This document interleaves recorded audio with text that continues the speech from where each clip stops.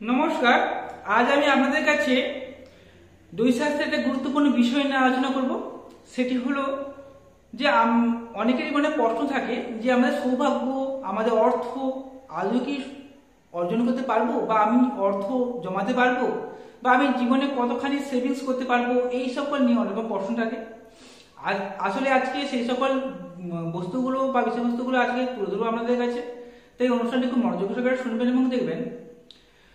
প্রথমে বলবো যে আমরা অনেকেই আছি যে আজকে দাঁড়িয়ে আমরা স্বপ্ন দেখি যে আগামী 5 বছর বা 10 বছর পরে অনেক টাকা জমাতে পারবো এবং অনেক কিছু জিনিস আমরা কিনতে পারবো। অনেকে অনেক রকমের স্বপ্ন থাকে অর্থ কেন্দ্রিক। সেই অর্থ এবং সেই সঙ্গে সৌভাগ্য, আমাদের যে লাক যেটাকে বলে থাকি, সেই লাক কতখানি আমাদের জীবনে ফেভার করবে, এই সকল নিয়ে কিছু তথ্য আপনাদের কাছে তুলে ধরবো।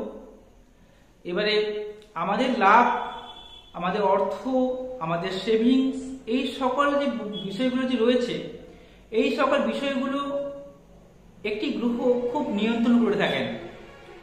জ্যোতিষশাস্ত্রে এই গ্রহের গুরুত্ব সর্বাধিক। সেই গ্রহটি হচ্ছে বৃহস্পতি গ্রহ। বৃহস্পতি গ্রহটি সব থেকে বড় গ্রহ এবং জ্যোতিষশাস্ত্রে এই গ্রহেও সব থেকে শুভ গ্রহ বলা হয়ে থাকে এবং এই গ্রহ আমাদের জীবনে সৌভাগ্য, অর্থ, ধন সম্পত্তি, খেয়ে পড়ে বেঁচে থাকার মতো যে সকল জিনিসগুলো প্রয়োজন, সে সকল বস্তুগুলো আমাদের দিয়ে থাকেন। এই বৃহস্পতি গ্রহ হলুদ রঙকে নির্দেশ করে থাকে। বৃহস্পতি গ্রহের দিক হচ্ছে ঈশান কোণ, অর্থাৎ পূর্ব উত্তর কোণ। বৃহস্পতি অত্যন্ত শুভ গ্রহ, পুরুষ গ্রহ, জাতিদের ব্রাহ্মণ। বৃহস্পতি উচ্চস্থ হয়ে থাকে কর্ক রাশির ঘরে 5 ডিগ্রিতে উচ্চস্থ হয়ে থাকে, আবার নিজস্ব হয়ে থাকে মকর রাশির ঘরে 5 ডিগ্রি নিজস্ব হয়ে থাকে।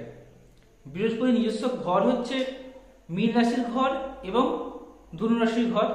এবার ধনু রাশির ঘর হচ্ছে বৃহস্পতি দেবের মূল ত্রিকোণ স্থান। এই বৃহস্পতি গ্রহ নিয়ে আজকে আলোচনা করব। কোনো মানুষের জন্মছকে যত গ্রহ নিজস্ব থাকুক কিংবা পীড়িত অবস্থা থাকুক কিংবা মাঙ্গলিক দোষে আক্রান্ত হোক, যাই থাকুক না কেন, বৃহস্পতি গ্রহটি যদি শুভ থাকে, সমস্ত অশুভ দোষ থেকে সেই জাতক বা জাতিকাকে বৃহস্পতি গ্রহটি রক্ষা করে থাকে। এবারে দেখা গেল কারো জন্মছকে বৃহস্পতি গ্রহটি তুঙ্গস্থ অবস্থা রয়েছে এবং লগ্ন সাপেক্ষে শুভ গ্রহ হয়ে তাদের এখন মাঙ্গলিক দোষ রয়েছে কিংবা অন্য কোনো অশুভ দোষ রয়েছে, তখন এই বৃহস্পতি গ্রহটি তাকে সেই অশুভ দোষ থেকে অনেকটাই রক্ষা করতে পারবে। বৃহস্পতি গ্রহটি একই জন্মছককে ব্যালেন্স করতে পারে। তাই আগেকার যে জ্যোতিষীরা যখন তার জন্মছক বিচার করত, প্রথমে দেখে নিত তার বৃহস্পতি গ্রহটির অবস্থানটা কেমন, সে কি লগ্ন সাপেক্ষে কেন্দ্র বা কোণে অবস্থান করছে কিনা এবং শক্তিশালী অবস্থা রয়েছে কিনা, অশুভ গ্রহ দৃষ্টি দিচ্ছে কিনা, এই সকল জিনিসগুলো আগে প্রথমে বৃহস্পতি গ্রহকে সে দেখে নিত। এবং বৃহস্পতি গ্রহ একটি জন্মছককে ব্যালেন্স করতে পারে। যত রকম অশুভ দোষ থাকুক না কেন জন্মছকে, বৃহস্পতি গ্রহটি শুভ থাকে সেই জাতক বা জাতিকার, এই বৃহস্পতি গ্রহটি একাই সেই অশুভ দোষ থেকে সেই জাতক জাতিকে অনেকটা রক্ষা করতে পারে বা অশুভ দোষকে খণ্ডন করার ক্ষমতা রাখে এই বৃহস্পতি গ্রহটি।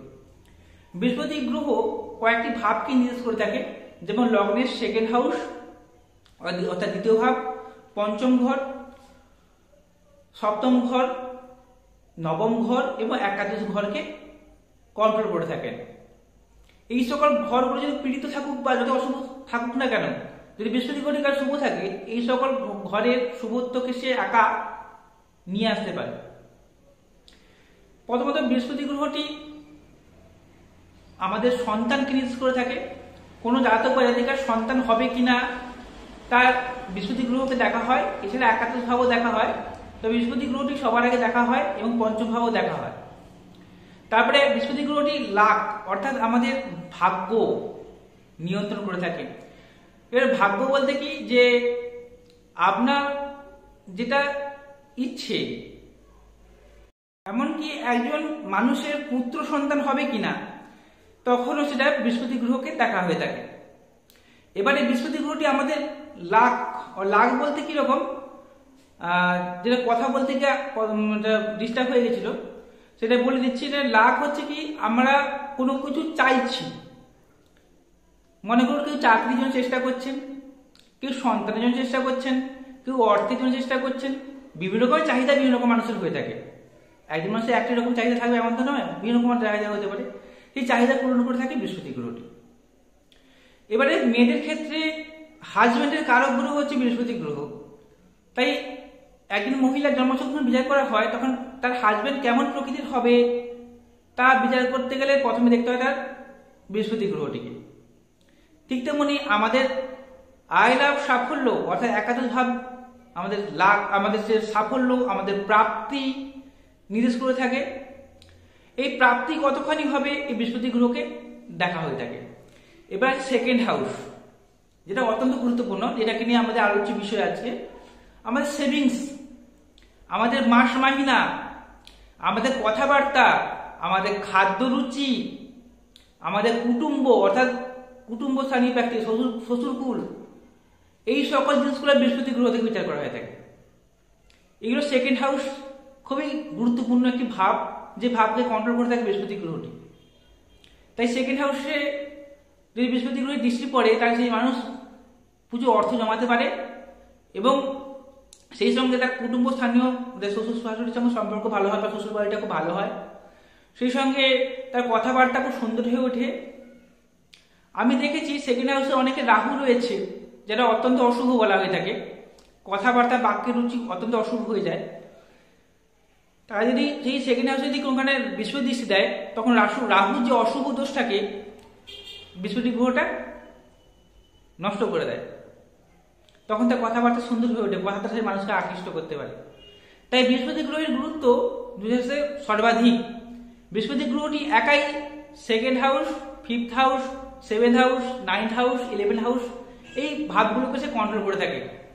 তাই বৃহস্পতি গ্রহটি কার দুর্বল হয়ে গেলে, নিজস্ব হয়ে গেলে, পীড়িত হয়ে গেলে এই ভাবগুলো নড়বড়ে হয়ে যায়। তাই আমরা যদি জন্মছকে যদি বৃহস্পতি গ্রহটি পীড়িত থাকে, দুর্বল থাকে বা কোনো অশুভ গ্রহ দ্বারা আপনারা যদি জন্মচক্রে ডিস্টার্ব করে থাকে, আপনারা জীবনে যদি প্রতি পদক্ষেপে বিভিন্ন সমস্যার সম্মুখীন হয়ে থাকেন, তাহলে অবশ্যই জন্মচক্রে একবার হলে বিচার বিশ্লেষণ করাবেন।